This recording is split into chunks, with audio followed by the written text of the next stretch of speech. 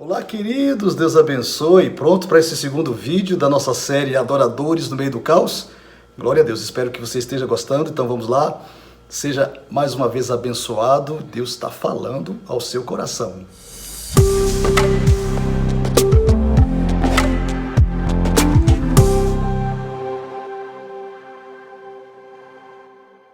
Para quem não viu o vídeo anterior, estou usando o Salmo 137, verso 1 e 2, uma palavra de Deus para você, profética. Há muitas marcas em nossas vidas, queridos, que desejamos esquecer, não é verdade? Existem mesmo, é verdade, porém nessas marcas e cicatrizes de alguma forma nos ensinam muito, nos ensinam bastante.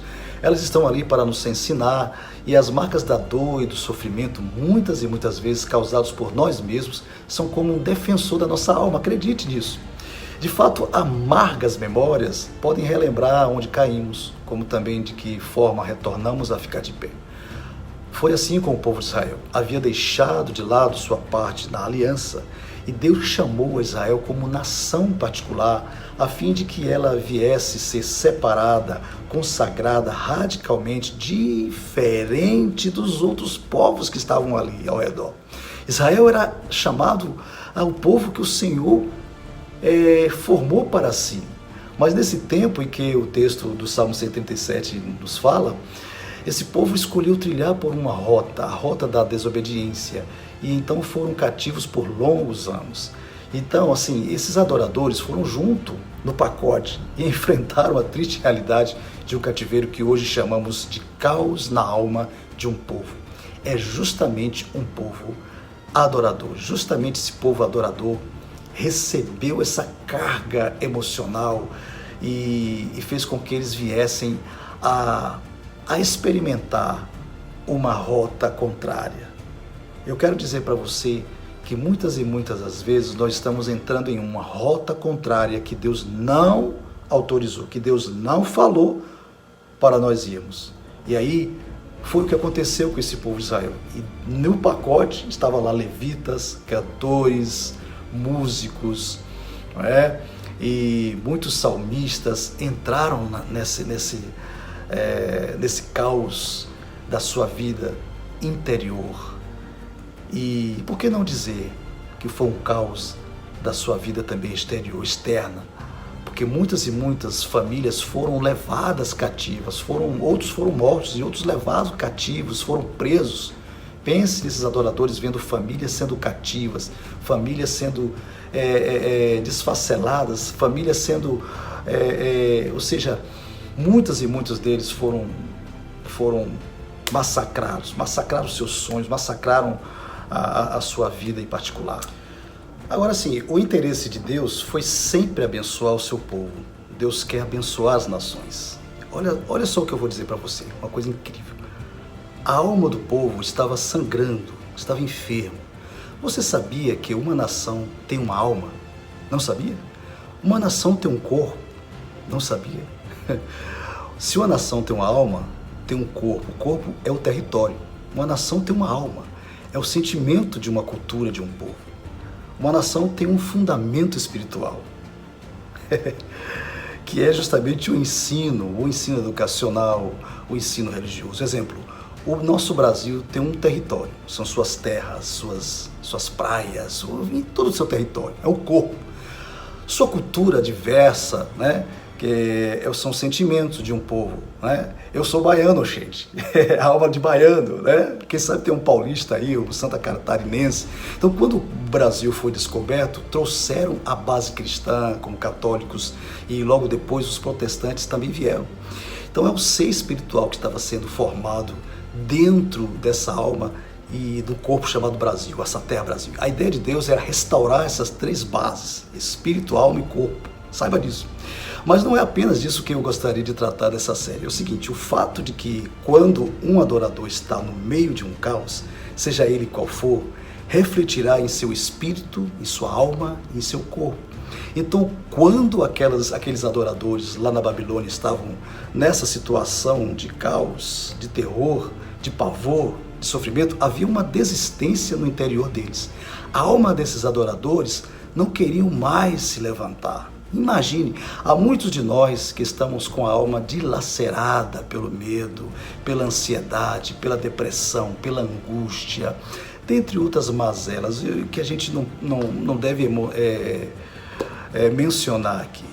Mas eu queria dizer para você que existe um Deus, o Senhor da nossa adoração, que ainda que haja uma mazela, se pode dizer assim, estou falando muito de mazela hoje, não sei, né? Não sei o que está acontecendo aí com a alma de alguns adoradores, mas existem coisas dentro da alma de muitos adoradores, que são sinceros adoradores, que são homens e mulheres de Deus, são até sacerdotes, são líderes, mas pense comigo, essa alma está estraçalhada, está sendo estraçalhada por diversas coisas, por diversas razões, por circunstâncias até, trazendo um manto de depressão, um manto de tristeza, um manto de dor, um manto da ansiedade, um manto da angústia. Eu quero dizer para você que às vezes você está igual, ou bem semelhante àqueles homens que foram levados cativos para a Babilônia. E muitos adoradores hoje em dia estão assim, necessitados de Deus. Oh, pastor, mas Deus está comigo. Mas só que a alma necessita. A alma, se você não sabe, ela é a sede dos sentimentos, das emoções, é uma das primeiras coisas que aflora na nossa vida, na nossa pele. Quando eu adoro o Senhor, eu levo junto a minha alma, eu levo junto os meus sentimentos. E há quem diga que a gente não pode colocar, tem gente ainda hoje que está dizendo por aí, ouça, pasmem, você que há muitas pessoas dizendo que a gente não pode empregar todo o nosso sentimento na nossa adoração ao Senhor. Oh, queridos, que engano é esse? Terrível engano, porque Deus também formou dentro de nós as nossas emoções. Aqueles israelitas estavam vivendo caos espiritual. Não estavam sozinhos. Graças a Deus que estavam sozinhos. Por quê? Olha, acredite, Deus sempre envia um profeta. Ele enviava profeta como Isaías, Jeremias, enviava um mensageiro, enviava um anjo. Deus pode fazer isso com a gente também. Quero dizer que sempre o céu está em movimento. O céu está em movimento.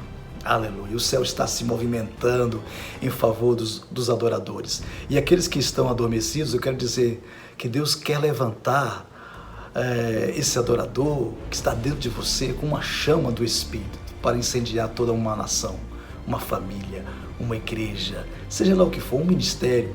Você está pronto para isso? Quem é que está pronto aí para isso? Então, qual era a promessa para aquele adorador que estava ferido de alma, enfrentando um caos de confinamento? Posso dizer que era um confinamento, não é uma prisão na Babilônia. Muitos desses adoradores que foram levados, presos, perderam a credibilidade em si mesmos, perderam a fé, mas outros guardaram a promessa em seu coração. Perceba que a Babilônia é chamada de cidade destinada à destruição. Havia uma promessa de destruição, era isso. Que verdade nós temos aqui? Este homem que crê nas promessas de Deus, estava lá em Babilônia, que cria, ele confiava nas promessas do Senhor, sabia que o exílio ia durar, não ia durar para sempre. E foi falado isso várias e várias vezes pela boca do profeta Jeremias, que duraria apenas 70 anos. Nada mais, nada menos do que isso, que seria a destruição de Babilônia. Então havia essa promessa, e os seus dias estariam contados. Os dias de confinamento estariam contados. Os dias da Babilônia, da prisão na Babilônia, o exílio da Babilônia estavam contados. E o Senhor aplicaria a sua justiça. E sabemos o final dessa história, que o povo foi liberto. Durou pouco de tempo, né? Bem 70 anos, gente, no confinamento. Mas aqui está a lição. Por que eu, na verdade, pedi ao Senhor para entregar esse recado aos adoradores do Brasil? Não importa o confinamento de alma que você está. Não importa o caos generalizado de alma que você está. Há uma promessa. Desde o primeiro vídeo estou dizendo sobre isso. Há uma promessa. E essa promessa tem uma coisa incrível que é milagre, milagre, milagre de Deus no meio de um confinamento. E você pode perceber, meu Deus, não é possível, está acontecendo tantas coisas na minha vida. Eu sou um adorador, eu sou sincero, eu sou honesto, eu pago minhas contas direitinho, né? Entrego meu dízimo tranquilo, mas tem algo que ainda está trancado no meu coração. Senhor, o que será isso? Eu estou num caos, parece que estou perdido na minha própria alma, nos meus próprios sentimentos. Quero dizer para você, tem um fim, haverá um fim, há uma promessa de que isso vai passar, isso vai, de uma forma ou de outra, um milagre vai acontecer. Apenas uma coisa, basta você crer, basta acreditar que esse confinamento espiritual, eu não estou falando de pandemia, gente, eu estou falando já em outro aspecto aqui, um aspecto espiritual. Verdadeiros adoradores, que muitas das vezes estão confinados dentro dos seus próprios sentimentos, esses sentimentos, essas angústias terão um fim. A promessa de Deus sempre vai se cumprir. Quem pode crer nisso? E é sempre assim, quando Deus trata do nosso povo, no nosso coração. Às vezes não necessariamente vai ser assim, mas primeiro precisamos sempre, independente do caos ou da tempestade que possa se levantar, crer na promessa, levar no coração. O adorador que está no meio do caos é suprido pelos céus. A alma que está assim dilacerada, ela vai ser liberada, reconectada com Deus. A alma do adorador que estava ferido recebe cura, recebe alimento, realimento da palavra. E um dos fatores incríveis que fizeram com que aqueles adoradores da Babilônia fossem libertos foi o fator chamado arrependimento. E arrependimento é voltar ao início, voltar às primeiras obras, retornar, zerar o cronômetro, recomeçar. Então muitos adoradores estão num estado crítico assim, emocional e não conseguem sair dele. Por quê? Porque ainda tem resíduos de problemas emocionais que não foram tratados. E eu aprendi justamente que apenas uma porta é a única saída para liberar a alegria da vida, a alegria na adoração, nos meus sentimentos, mesmo no caos ao meu redor. Essa porta se chama arrependimento. Espero que alguém aí esteja conectado a esta palavra em sua vida e traga cura a alguma situação. Apenas canalize sempre o fator arrependimento através da cruz, como escape da crise interior, que muitas das vezes rouba a nossa intensidade no altar de Deus. Pense muito nisso, reconecte com o Senhor, coloque a sua mente, coloque o seu coração. E falando de alma e coração, são as mesmas coisas, sentimentos, emoções. Gente, eu não sei porque eu estou falando justamente nesse sentido emocional. Há muitos adoradores, existem milhares e milhares de adoradores que estão sofrendo emocionalmente. E o fator arrependimento, ele é crucial para que haja uma libertação, que haja cura, que haja graça do Senhor. Arrepender-se, quando se fala de arrependimento, de retornar às primeiras obras, eu não estou falando de que eu pequei aqui, eu tenho que passar por um momento de crise com o pecado, porque aí já é outro estágio, né? E ter que me arrepender. Não, arrependimento é todo dia. A gente sempre se arrepende de alguma coisa, a gente sempre se arrepende de um sentimento ruim, a gente tem que sempre se arrepender porque certas coisas entram na nossa alma, porque nós começamos a ver com os nossos olhos, ou sentir com os nossos sentidos, né? Eu fui assim, redundante aqui, mas muitas das vezes os nossos sentidos nos traem. E aí é que entra a porta de um pecado, ou de um ressentimento, ou de alguma coisa nociva à nossa saúde espiritual, e a gente acaba liberando coisas que não devem ser liberadas, sentimentos que não devem ser sentidos, coisas assim. Então, nós precisamos sempre dizer para Deus: Deus, eu me arrependo desse sentimento, me arrependo disso. E justamente aquele povo que estava preso se reconectou com Deus, deixou de lado as suas mazelas, e Deus libertou por causa de uma porta chamada arrependimento.